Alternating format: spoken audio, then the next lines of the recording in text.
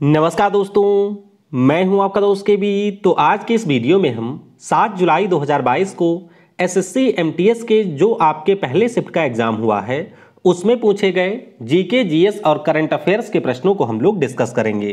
तो पूरा वीडियो बहुत ही ध्यान से देखिएगा। इस वीडियो की जो पीडीएफ फाइल है वह आपको टेलीग्राम चैनल केवी गुरुजी या kvguruji.in के ऊपर मिल जाएगी। तो वहां से आप उसके पीडीएफ को डाउनलोड कर सकते हैं। और अगर आप आने वाले समय में एसएससी एमटीएस के एग्जाम में अपीयर होते हैं और आप अपने प्रश्नों को मेरे साथ शेयर करना चाहते हैं तो ये मेरा व्हाट्सएप नंबर है। इस नंबर के ऊपर आप अपने प्रश्नों को शेयर कर सकते हैं। तो चलिए अब इस वीडियो की हम शुरुआत करते हैं। तो पहला प्रश्न है कि हरिप्रसाद चौरसिया किस वाद्य यंत्र से संबंधित हैं। अब ये प्रश्न जो आपका है वो पहले भी कई बार एग्जाम में आ चुका है। और हरिप्रसाद चौरसिया की बात करें तो हमारे देश में जितने भी आपके बांसुरी वादक हैं उनमें सबसे ज़्यादा फेमस हैं हरिप्रसाद चौरसिया।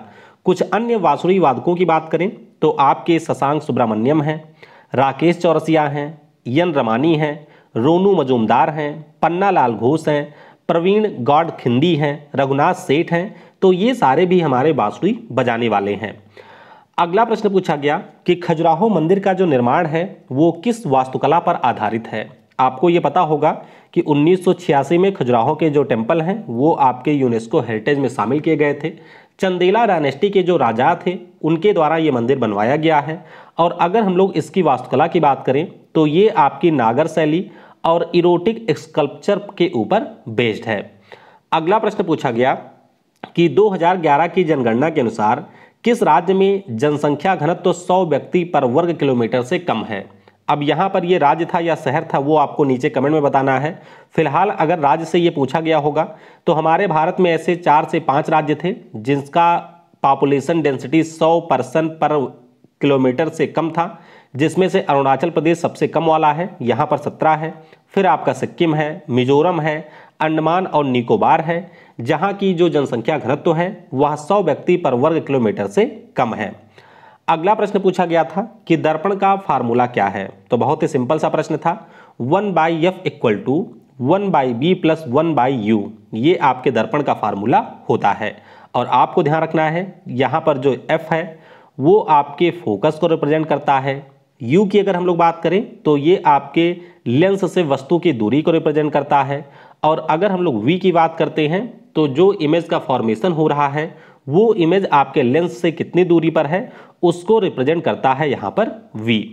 अगला प्रश्न पूछा गया था कि प्राचीन काल के ताड़पत्र और भोजपत्र मुख्यतः किस लिपि में मिलते हैं। तो ध्यान रखिएगा जो आपकी पांडुलिपि है इसको आपके ताड़पत्र या भोजपत्र के ऊपर ही लिखा जाता था। तो प्राचीन समय की ये बात है, आपको ध्यान रखना है कि पांडुलिपि ताड़पत्र और भोजपत्र के ऊपर लिखी जाती थी। फिर एक प्रश्न पूछा गया कि निम्नलिखित में से किस इंस्ट्रूमेंट से आप लोग वर्षा को मेजर करते हैं। तो ये बहुत ही सिंपल सा प्रश्न था। नाम इसका होता है रेन गाज। क्या नाम है? रेन गाज इसका नाम है। और इसी से हम लोग वर्षा को मेजर करते हैं। अगला प्रश्न पूछा गया कि भारत में अगर आप राष्ट्रपति बनना चाहते हैं तो आपकी न्यूनतम आयु क्या होनी चाहिए। तो ये आप सभी को पता होगा, राष्ट्रपति अगर आप बनना चाहते हैं तो आपकी न्यूनतम आयु होनी चाहिए 35 वर्ष। इसी प्रकार से आपको ध्यान रखना है कि अगर आप किसी राज्य के राज्यपाल बनना चाहते हैं तो भी आपकी आयु 35 वर्ष होनी चाहिए। राज्यसभा का मेंबर बनना चाहते हैं तो आपकी एज 30 वर्ष होनी चाहिए। अगर आप लोकसभा या फिर विधानसभा के मेंबर बनना चाहते हैं तो आपकी एज होनी चाहिए 25 वर्ष। चलिए कमेंट में मुझे ये बताइएगा कि अगर आप किसी भी नगर पालिका के मेयर वगैरह या फिर ग्राम प्रधान बनना चाहते हैं तो आपकी मिनिमम एज कितनी होनी चाहिए, वो आपको नीचे कमेंट में बताना है। अगला प्रश्न पूछा गया था कि भगत सिंह और बटुकेश्वर दत्त ने केंद्रीय असेंबली पर बम कब फेंका था। तो आपको पता होना चाहिए कि ट्रेड डिस्प्यूट बिल के विरोध में ये बम फेंका गया था और इन्होंने ये बम फेंका था 8 अप्रैल 1929 को। ध्यान रखिएगा यह एक स्मोक बम था, यानी कि किसी को मारने की उद्देश्य से इस बम को फेंका नहीं गया था। फिर एक प्रश्न पूछा गया कि किस जीव के द्वारा खाद्य सामग्री का जो विघटन है वो आपके शरीर के बाहर किया जाता है। तो ये जो हमारा जीव है नाम होता है इसका ईस्ट। ईस्ट की अगर हम लोग बात करते हैं तो जो भी आपकी खाद्य सामग्री होती है उसका विघटन ये शरीर के बाहर करता है। अगला प्रश्न पूछा गया कि प्लासी और बक्सर का युद्ध कब हुआ था। दरअसल यहाँ पर कुछ आपके ऑप्शन में स्टेटमेंट थे और उसमें आपको मैच करना था। तो अगर हम लोग प्लासी के युद्ध की बात करते हैं तो ये 23 जून 1757 को हुआ था, जरूर ध्यान रखिएगा। वहीं पर अगर हम लोग बक्सर के युद्ध की बात करते हैं तो वो आपके 22 और 23 अक्टूबर को हुआ था 1764 में। तो दोनों युद्ध काफ़ी ज़्यादा महत्वपूर्ण हैं, इनके बारे में आपको ध्यान रखना है। फिर एक प्रश्न पूछा गया था कि भारतीय संविधान का जो अनुच्छेद 43A है ये आपके किससे संबंधित है।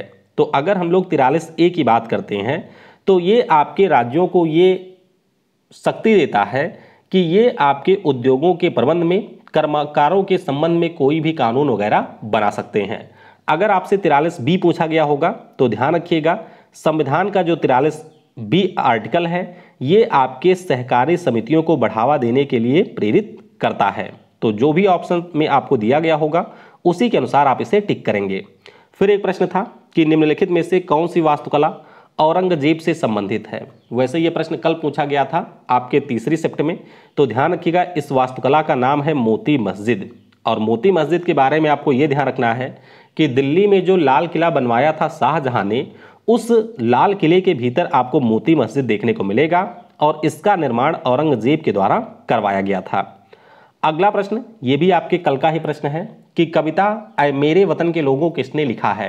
तो बहुत ही फेमस कविता है ये, और इस कविता के जो हमारे राइटर हैं उनका नाम है कवि प्रदीप। तो पहले भी ये कई बार प्रश्न आ चुका है, ध्यान रखिएगा, कवि प्रदीप ने इस कविता को लिखा है। फिर एक प्रश्न कल ही आया था कि वर्ष 2022 में आसनसोल में जो आपके लोकसभा उपचुनाव हुए थे इसमें किस टीएमसी उम्मीदवार ने जीत हासिल किया था। तो ये जो टीएमसी उम्मीदवार हैं नाम इनका है शत्रुघ्न सिन्हा।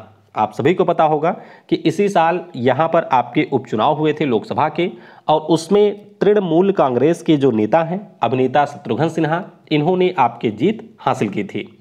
फिर एक प्रश्न कल ही पूछा गया था कि 1527 में जो खानवा का युद्ध हुआ था इसमें राणा सांगा को हराकर गाजी की उपाधि धारण किसने किया था। अब ध्यान आपको ये रखना है कि अगर आपसे ये पूछा जाए कि भारत का पहला सुल्तान कौन था जिसने गाजी की उपाधि धारण की थी, तो उस सुल्तान का नाम था घियासुद्दीन तुगलक। लेकिन अगर आपसे ये पूछा जा रहा है कि 1527 में खानवा के युद्ध के बाद गाजी की उपाधि किसने धारण की थी, तो इनका नाम है जाहिरुद्दीन बाबर। यानी कि जो मुगल वंश के संस्थापक हैं जाहिरुद्दीन बाबर, उन्होंने ही गाजी की उपाधि को धारण किया था। अगला प्रश्न आज पूछा गया कि स्लीपिंग सिकनेस या फिर जो अनिद्रा होती है वो किसके कारण होता है। तो आप सभी को पता होगा कि ये हमारे प्रोटोजोआ के कारण होने वाली एक बीमारी है, और इस प्रोटोजोआ का नाम होता है ट्राइपैनोसोमा ब्रुसेई, इसका नाम है। और इसमें अगर हम लोग वेक्टर की बात करते हैं तो सीसी फ्लाई इसमें वेक्टर के रूप में काम करती है। तो इस प्रकार से जितने भी प्रश्न मुझे मिले थे उन सभी को हमने डिस्कस कर लिया है। इसके अलावा अगर आपको कोई भी प्रश्न पता है तो वह आप नीचे कमेंट सेक्शन में लिख सकते हैं, जिससे बाद के जो शिफ्ट के एनालिसिस होंगे उनमें मैं उन प्रश्नों को इंक्लूड कर दूंगा। वीडियो को समय देने के लिए आपको बहुत बहुत धन्यवाद। Thanks for watching. जय हिंद, जय भारत।